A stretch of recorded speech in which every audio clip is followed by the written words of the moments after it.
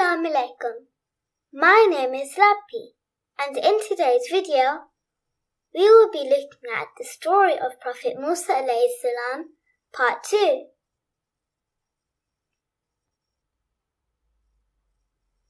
Story of Prophet Mussa alayhi salam. When Mussa alayhi salam arrived in Egypt, he went to Pharaoh to deliver his message from Allah. Pharaoh was arrogant and mocked Mussa alayhi salam. Pharaoh believed that he was God and threatened to punish Mussa alayhi salam if he did not stop spreading the message of the one true Allah. Mussa alayhi salam showed the Pharaoh and his chiefs 2 miracles that he had been granted by Allah. The first miracle was that Mussa alayhi salam threw his staff on the ground. When he threw the staff, Allah turned it into a snake. When Mussa alayhi salam picked up the snake, it turned it back into a star. The second one was Mussa alayhi salam put his hand inside his garments. When Mussa alayhi salam removed his hand, it emerged bright and shining white. Despite seeing these 2 miracles, Pharaoh did not believe and accused Mussa alayhi salam of being a magician. Pharaoh challenged Mussa alayhi salam to a competition against the best magicians in Egypt. The contest began with the magicians first throwing their sticks and ropes that appeared to turn into moving snakes. But this was just a trick of the light. The sticks and ropes were not real snakes. Mussa alayhi salam then threw his staff. Through Allah's power, the staff turned into an even bigger snake and swallowed up all the other ropes and sticks. The magician recognized the miracle of Allah and fell in prostration, saying, "We have believed in the Lord of the worlds, the Lord of Musa and Harun." Pharaoh became angry when he heard this. He worried that people would start to follow Mussa alayhi salam and Harun alayhi salam and stop believing in him as God. Pharaoh knew that he had to stop this and set about causing more harm and suffering for people of Banu Israel. Throughout all of this, Mussa alayhi salam told them to be patient. Because Pharaoh refused to let the Banu Israel free, Allah sent severe trials to the people of Egypt. Still, Pharaoh refused.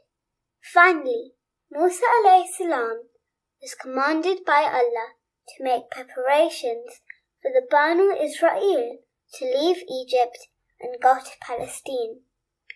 The Banu Israel left secretly and quickly one night, so that Pharaoh could not stop them. But the Pharaoh found out, and before the hundreds and hundreds of people could reach Palestine safely, Pharaoh gathered his army and sped behind them. Mussa alayhi salam and the Banu Israel headed east towards Palestine and reached the Red Sea at sunrise. They saw that the army of Pharaoh was chasing them, but they were trapped. There was no way to cross the Red Sea. Mussa alayhi salam stood in front of the Red Sea, and Allah commanded him to strike the sea with his staff. When he did this, a great miracle occurred. The mighty Red Sea parted in the middle, the waves like roses, like mountains on the either side, of the Banu Israel, and a path appeared for them to walk safely to the other side.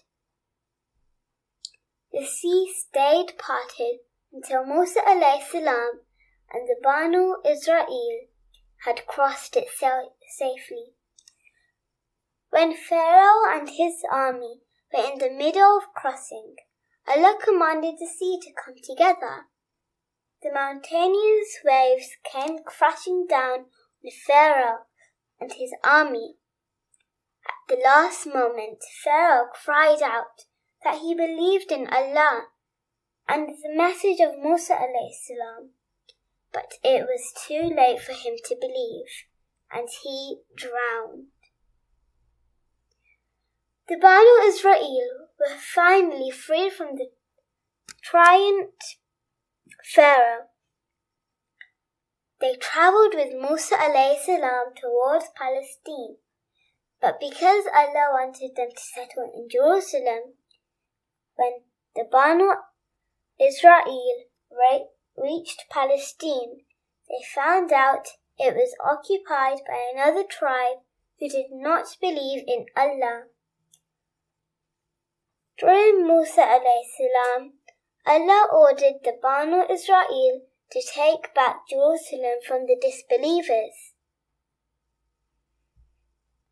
But the Banu Israel had lived too long as slaves in Egypt. Now they were cowardly and said, "We will not go into Jerusalem until the people have left." They also said to Musa, "You go with your Lord and fight these people." Musa alayhi salam was very upset with the words and actions of Banu Israel, because after everything Allah had done for them, they were not obeying him. Because the Banu Israel did not do as Allah had commanded, they lost their way in the desert for 40 years. The Banu Israel wandered in circles around the desert, but could not find their way back to Jerusalem. During this time in the desert, Musa alayhi salam had a special meeting with Allah. First, Musa alayhi salam had to fast for 40 days to purify himself in order to meet Allah. He left his brother Harun alayhi salam in charge of Banu Israel. On the second meeting with Allah, Musa alayhi salam asked Allah to grant him the gift of seeking the Almighty instead of just hearing him speak. Allah told Musa alayhi salam that he did not have the strength to see Allah. However, Musa alayhi salam insisted. Allah told Musa alayhi salam that he would show a part of him on a nearby mountain. When the light of Allah struck, the mountain crumbled to dust, and Musa alayhi salam fainted. When Musa alayhi salam awoke, he realized how mighty and great Allah was, that the light of Allah's being could destroy an entire mountain. Allah gave the guidance for Banu Israel to Musa alayhi salam, which was written down on 2 tablets made of stone, also known as Judaism and Christianity as the 10th Commandments. When Musa alayhi salam returned to his people, he found them worshipping a golden calf that they had built whilst he was away.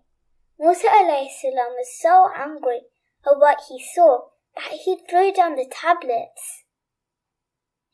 The Banu Israel had committed a great sin by worshipping an idol.